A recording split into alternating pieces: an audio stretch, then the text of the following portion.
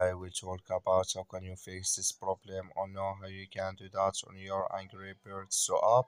So all you have to do, so you just click here on settings, click on it here. When you just click on settings, it's going to show for you a list like this here.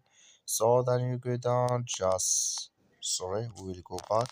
So you just keep going down here, then you click here on apps, come to apps list here, and here you're looking for Angry Birds so app, or just click on search, then here add Angry Birds so app, just click on it here, then it's going to take you to this list, click on for stop here, then you click here on OK, then you go down, just click on storage, come to storage list here, just click on clear cache, then all you have to do, so you just go to your Play Store here, click on Play Store, so you search here for Angry Birds so app is going to show for you like this.